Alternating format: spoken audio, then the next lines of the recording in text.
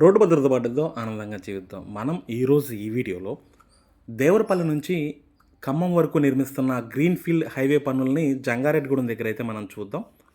ఈ highway budget 4,609 కోట్ల రూపాయలతో ఈ హైవేని 162 కిలోమీటర్ల పొడవున నిర్మిస్తున్నారు. ఈ హైవే ముఖ్య ఉద్దేశం విశాఖపట్నం నుంచి హైదరాబాద్ వెళ్ళే వెహికల్ల ప్రయాణ సమయం తగ్గించడం. అంటే దూరం తగ్గించడం వల్ల ప్రయాణ సమయం తగ్గుతుంది, వేగంగా ప్రయాణం అనేది సాగుతుంది. సుమారుగా 30 కిలోమీటర్ల నుంచి 40 కిలోమీటర్ల వరకు ఈ హైవే అందుబాటులోకి రావడం వల్ల హైదరాబాద్, విశాఖపట్నానికి మధ్యన దూరం అయితే తగ్గుతుంది. ఎందుకంటే ఇప్పుడు వెళ్ళే వెహికల్ అన్నీ కూడా విజయవాడ మీదుగా తిరిగి వెళ్తున్నాయి. ఖమ్మం మీదుగా రూట్ ఉన్నా కూడా ఆ రూట్‌ని వెళ్ళాలంటే చిన్న రోడ్ల వల్ల ఎక్కువ టైం పడుతుంది. అంటే స్ట్రెయిట్ రోడ్లు కాకపోవడం వల్ల అందరూ కూడా విజయవాడ మీద నుంచే ప్రయాణం చేస్తున్నారు. కానీ ఈ రోడ్డు అందుబాటులోకి వచ్చింది అంటే రాజమండ్రి, విశాఖపట్నం అటువైపు నుంచి, లేదంటే హైదరాబాద్ నుంచి విశాఖపట్నం వెళ్ళే వెహికల్ కావచ్చు, అన్నీ కూడా ఈ రోడ్లో ప్రయాణం చేయడం వల్ల వాళ్ళకి 30-40 కిలోమీటర్ల దూరం అనేది తగ్గుతుంది.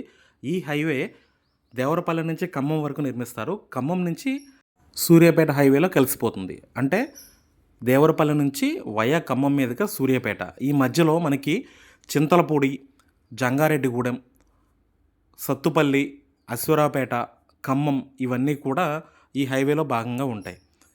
దీనివల్ల ప్రాంతీయ కనెక్టివిటీ పెంచడంతో పాటు ప్రయాణాన్ని వేగంగా జరుపుకోవడానికి అవకాశం ఏర్పడుతుంది.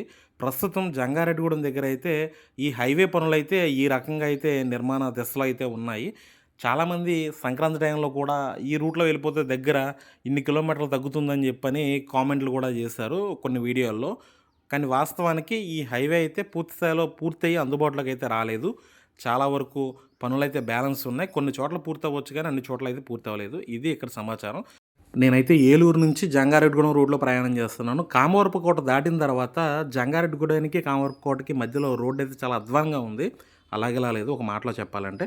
ఏదేమైనా కూడా ఈ వీడియో మీకు నచ్చిందనుకుంటే కనుక వీడియోని లైక్ చేయండి. అదేవిధంగా నా ఛానల్ సబ్స్క్రైబ్ చేసి బెల్ ఐకాన్ ప్రెస్ చేయండి.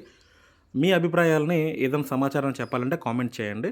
మరొక మంచి వీడియోతో మళ్ళీ కలుసుకుంటాను. నేను మీ కడా లక్ష్మణ్ కుమార్. రోడ్డు భద్రత పాటిద్దాం, ఆనందంగా జీవిద్దాం.